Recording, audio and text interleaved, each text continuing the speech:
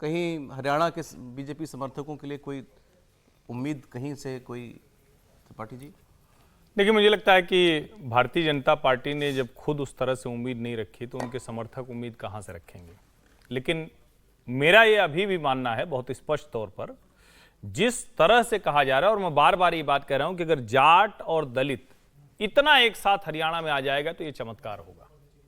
ये आप तय मानिए कि फिर तो ये सारे आंकड़े टूटेंगे, फिर तो 70, 80, 90 जाएगा, फिर तो कोई रोकने वाला नहीं। क्योंकि 43% किसी एक पार्टी को अगर मत मिल जाए तो फिर दूसरों के लिए तो जगह नहीं बचती है। लेकिन जिस तरह से पूरे अहिरवाल बेल्ट से, जिस तरह से जहां कांग्रेस बहुत मजबूत मानी जाती है, उन सीटों पर भी भारतीय जनता पार्टी लड़ती हुई दिखी है।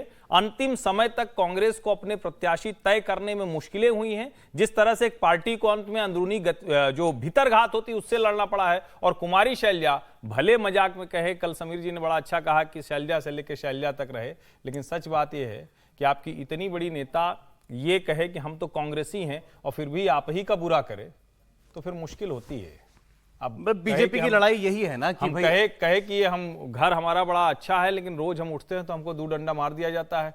हमारा घर बड़ा अच्छा है, खाने पीने की सब बहुत दिव्य व्यवस्था है, लेकिन हमारे सामने थाली खींच ली जाती है। तो अगर एक दलित नेता लगातार ये कह रही है तो संकट तो उस घर को आएगा। सारे संकट और सारी बातें अपनी जगह पर, बीजेपी की लड़ाई हार या बुरी हार इसी के पीछे नहीं, मुझे लगता है कि सम्मानित हार या हार, बुरी हार नहीं है। बुरी हार तो नहीं होने वाली, ये तो तय है। कल से अब तक आपको एक मैं जो नेता लोगों के बीच में हलचल है वो मैं बता देता हूं। हुड्डा साहब कल से ही दिल्ली में है। ये भी लगता है ना कि एग्जिट पोल वाले बेचारे इस बार और थोड़ा डर डर के किए होंगे। ये भी समझिए, वो भाजपा के एंटी एग्जिट पोल है। सेंटिमेंट को समझिए ना। जैसे पहले कहा जाता था कोई एग्जिट पोल होगा तो वो भाजपा के पक्ष में ही बोलेगा। आज ये है कि वो भाजपा को 4 सीटें आ रही तो 4 काटेगा पहले अपने से, उसके बाद कहेगा कि आ रही। ये भी समझिए आप, गणना नहीं होगी, गणना नहीं होगी, वो काटेगा, उसको माइनस करेगा। मतलब एक सेंटिमेंट जो होता है ना, वो कहेगा कि अच्छा ठीक है भाई, भारतीय जनता पार्टी दिख रही है कि 35 सीटें हरियाणा में जीत रही है। हाँ भाई, यहां से 13 इधर अहिरवाल आ गया, 11 सीटें यहां से आ गई, 22 हो गई, 7 सीटें उधर मिल रही, 3 सीटें किनारे तरफ, तो हो तो गई 32। पहले उत्साह में ना काटो, पहले उत्साह में ज्यादा दे रहा था, इस बार डर में ज्यादा काटेगा। मोदी जी के दबाव में नंबर बढ़ा रहे थे, अब राहुल जी के दबाव में नंबर घटा रहे हैं। सबकी साख मत खत्म करिए कि दबाव में नंबर बढ़ा रहे हैं। नहीं, हो जाता है ना, सेंटिमेंट तो होता है। आप जब बोल रहे हैं तो मंद मंद मुस्कुरा रहे हैं समीर जी, पता नहीं क्या बात है। मैं जान ही रहा हूं, तो शैलजा वाला मसला था ही है। अच्छा देखिए, हुड्डा साहब कल से दिल्ली के अंदर हैं, वो नहीं चाहते कि भाई कोई और आकर के यहाँ कोई प्रेशरबाजी करे, दबाव बनाए कि भाई बढ़िया नंबर आ रहे हैं तो हमको इस बार मौका दीजिए। 10 साल वो हुड्डा जी मुख्यमंत्री रह चुके हैं। बाबरिया जो दीपक बाबरिया जी जो वहाँ के प्रभारी हैं, उनसे मुलाकात उनकी हो चुकी है। आज शाम को राहुल गांधी से भी हो सकता है कि उनकी मुलाकात हो जाए। तो ये नतीजों से पहले आगे मुख्यमंत्री कौन होगा उसको लेकर के अपनी अपनी तैयारी वो कर रहे हैं। सुरजेवाला जी और शैलजा जी जिनकी अभी बात हुई वो हरियाणा में ही हैं, अभी उनके बारे में कहीं और किसी से मुलाकात की अभी कोई चर्चा सामने आई नहीं है। लेकिन नायब सैनी साहब ने क्या कहा, दीपेंद्र हुड्डा क्या बोले, अभी एक बार आप जरा इनको भी सुन लीजिए। नायब सैनी जी के दावों में कहीं कुछ और कॉन्फिडेंस में कुछ कमी दिखती है क्या, सुनते हैं। 8 तारीख को हम सरकार बना रहे हैं, मेरे पास सभी रिपोर्ट्स हैं, और 8 तारीख के बाद आपके सामने है 8 तारीख को जनता देगी जवाब, और ये कहेंगे कि ईवीएम है खराब। भारतीय जनता पार्टी एक तरफा सरकार बना रही है, हमारे पास सारी व्यवस्थाएं हैं, आप चिंता मत करिए। मैंने कहा है कि अभी भारतीय जनता पार्टी एक तरफा सरकार, क्योंकि मुझे विश्वास है पूरा, जब जरूरत पड़ेगी तो फिर विचार करेंगे ना। व्यवस्थाएं सारी हैं हमारे पास, व्यवस्थाएं सारी है। दिल्ली के 3 तरफ बसे हरियाणा, उत्तर भारत का दिल कहेंगे हम हरियाणा को।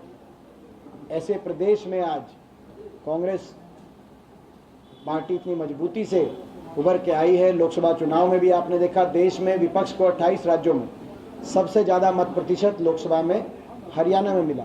28 राज्यों में विपक्ष को कहीं भी इतना मत प्रतिशत नहीं मिला।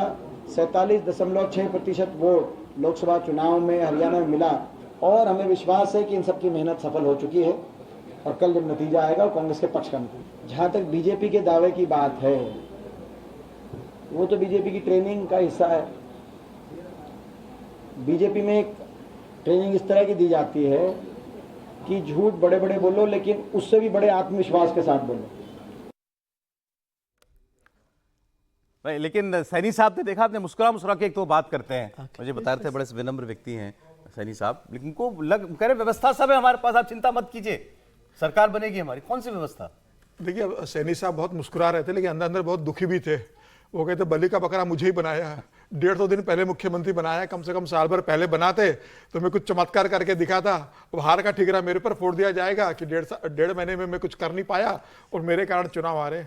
खबर है कल दुष्यंत चौटाला को फोन किया था सैनी साहब ने हालचाल पूछने के लिए, तो दुष्यंत चौटाला ने कह दिया कि भाई अब 2019 जैसी स्थिति नहीं है कि मैं कोई चमत्कार कर पाऊंगा। अच्छा। तो आप अपनी व्यवस्था खुद देखिए, मेरे भरोसे मत रहिए कल।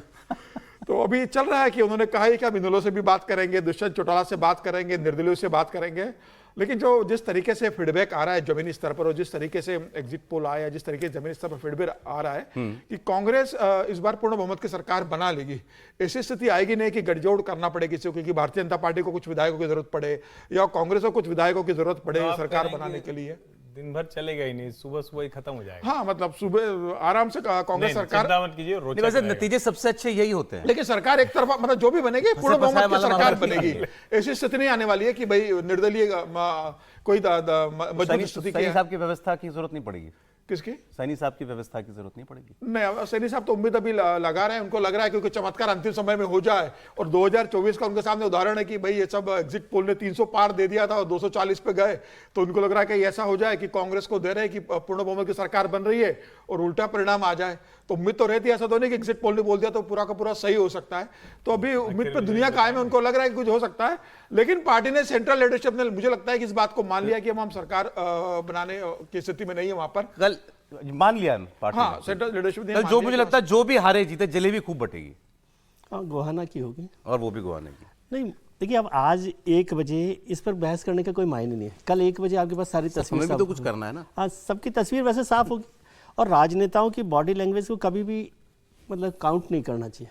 वो हमेशा ही जो है ना ताकतवर तरीके से बात करते हैं। जब हाईकमान उनसे इस्तीफा लेता है तब भी वो आकर उसी